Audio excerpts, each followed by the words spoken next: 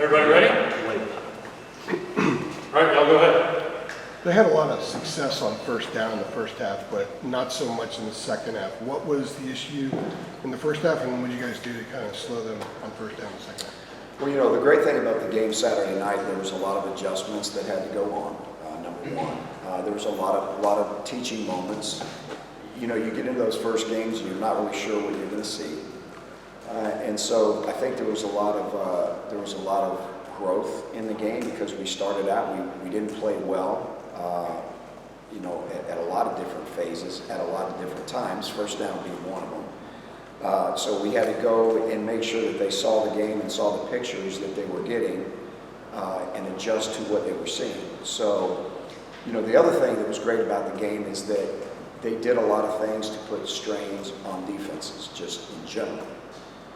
So I think it was a great, you know, yesterday when we got together, it was a great learning environment to, you know, be able to adapt and adjust to things that we won't see. Like the same thing could happen this week, right? Like some things we haven't seen.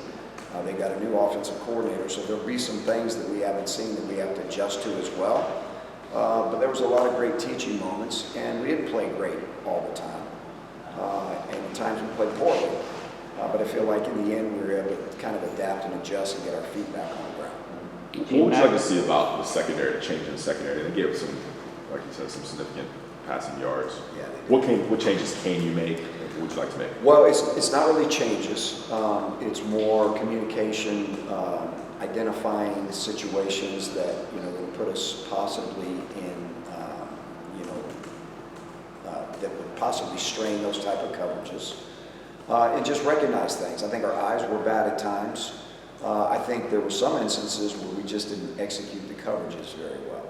And so those type of things were pointed out yesterday. So it's not that you go back and you change a lot. I think it's really more go back and show when we were not playing well, why.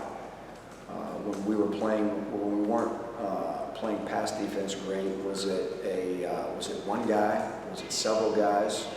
And I think there was a mixture of a lot of that. So again, yesterday was just a great teaching moment for a lot of guys. We were playing some young guys back there in the secondary, and it was some of their first games back there. So things were happening. They were happening fast. But again, I think we go back to great teaching moments. And I think the way the game flowed, it was really good for us because we had to play when things weren't going well. We had to, you know, adapt and adjust to some, to some adverse situations. And so as you start new and you have new guys and you have new coaches, it's kind of the growing pains that go with it. We wished we would have played better when it comes to pass defense. But again, our job between week 1 and week 2 is to make sure that we make those changes and we make those corrections and they understand the corrections to play better defense next week. Jim, with the run defense, I mean, or the guys up front in general, really, the run defensive numbers were good. I mean, you were just talking about the secondary. Overall up front, like, what was your feeling about getting enough pressure and all those things that go into the playing up front? Well, let me say this first of all. They had a really good plan because they were getting the ball out fast. But, you know, if you just look at raw numbers, you know, we had 3 sacks. I think we had, you know, there was times where we pressured the quarterback. We were in his face, and he still got the ball off, and he threw some accurate balls. And let me say this. Let me go back. It's not all on the secondary. It's everybody, right? So it's pass rush, and then it's linebackers in coverage, and then it's DBs in coverage. So it's not an indictment on any one group. It's us all having to do it better, play it better, and it starts from the front back. So there was times when we felt like we were getting good pressure. There was times when we felt like we should have got better pressure. And so it was kind of a mixed bag, and that's why I say that it was, you know, that it was good as far as the way the game unfolded. We played okay in the run game. I expect us to play much better in the run game than we did. There are some things that we didn't do well. You can't look at those numbers and just say, wow, they played really good run defense. You know, the final numbers, you know, would suggest that it was, but there's a lot of room for improvement there. It was much better this week against the run to be able to stop this run attack that we're going to face. But again, there were small victories all over the field Saturday, and we just got to keep building on it. Sticking to the run game, I mean, the challenges you obviously present. I mean, they've got 2 1,000-yard rushers back there in the backfield. Just what do you want to see from your front seven to improve upon this week to prepare for that attack? Well, yeah, the front seven, if we're going to win the football game, it's got to be one with the front seven, then being able to control the ground attack. They've done a fantastic job. They've got a great scheme. If you look up and down their offensive line, running backs, quarterback, it's amazing how many 5th and 6th year guys they have. So what comes with that is a ton of experience. What comes with that program, what they've done there is a lot of wins and a lot of championship expectations there. So they expect to come to these games and win. And it's not new to them. They've done it before, right? So, it's a very talented group.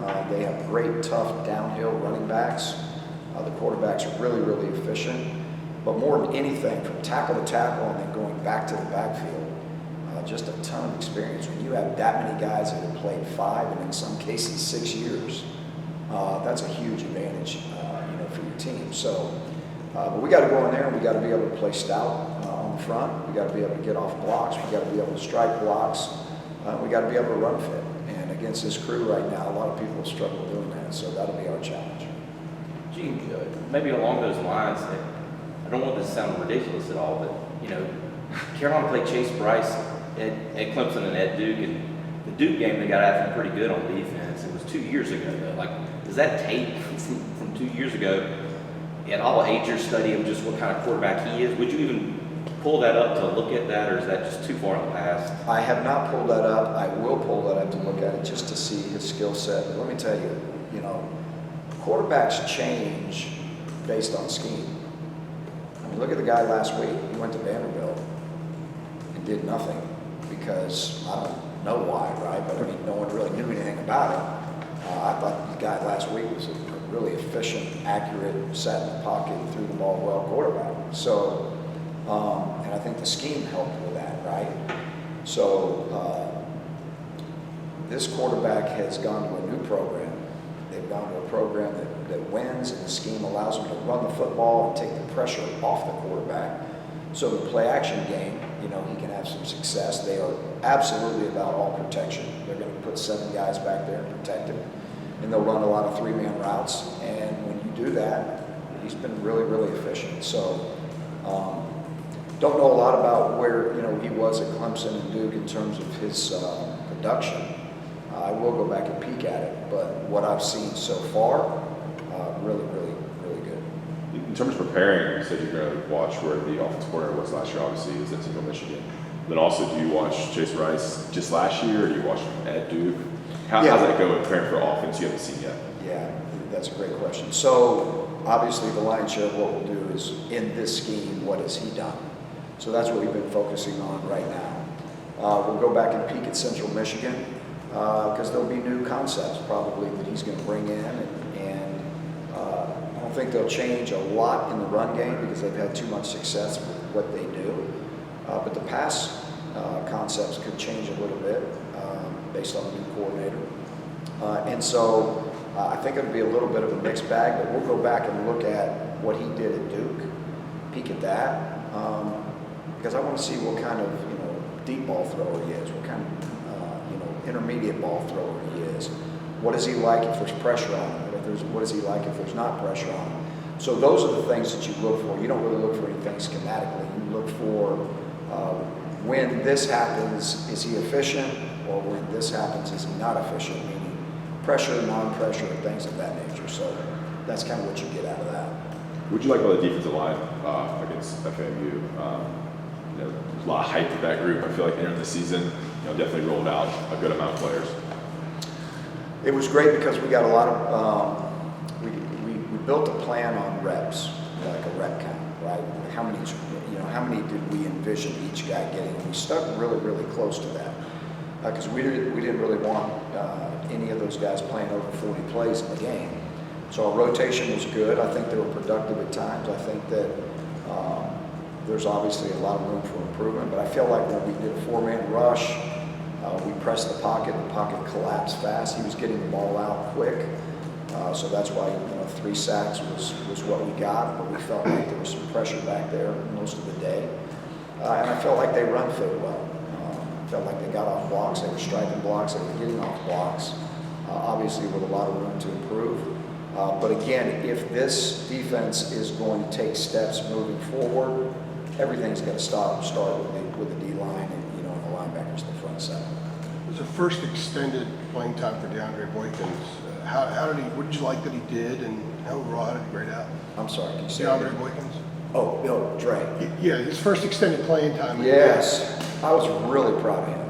I was really proud of Dre Boykins. I thought I think he might have played more plays than anybody on the defense, to be honest with you. I think he played 68 total plays on the defense. Really productive, was always around the football, executed what we asked him to do in our coverages, in our run fits, and when he was part of the run game.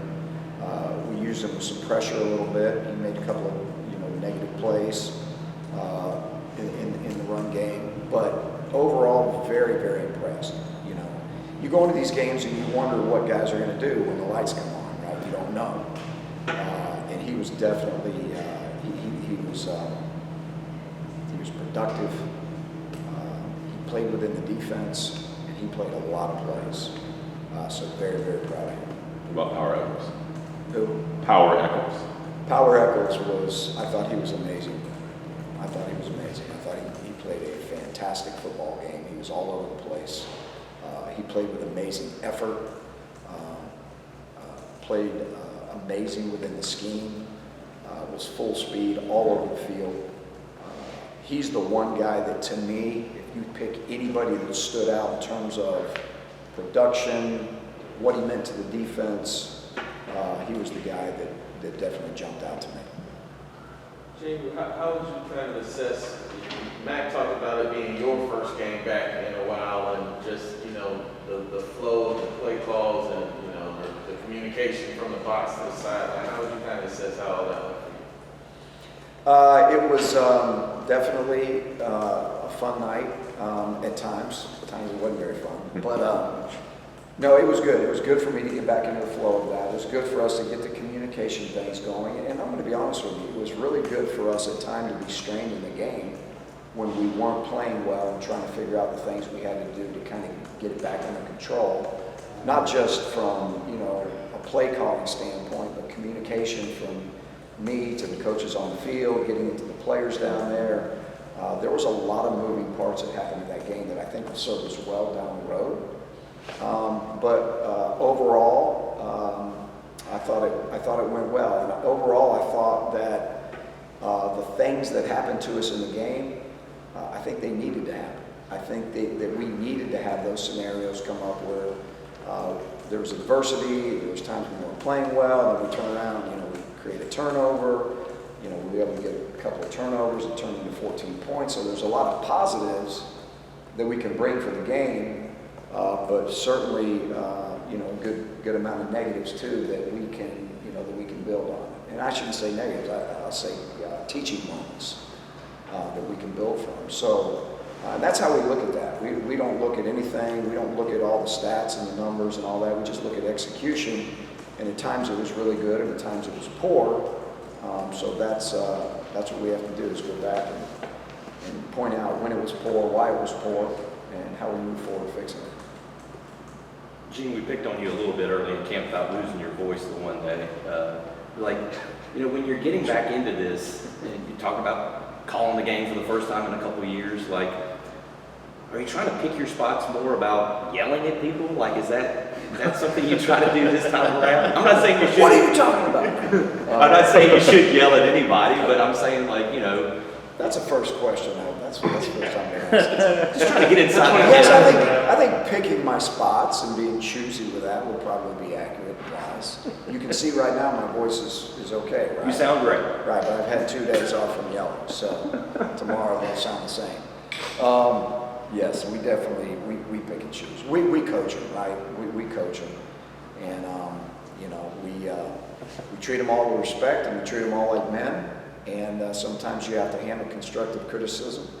And, that's how we go about doing our business.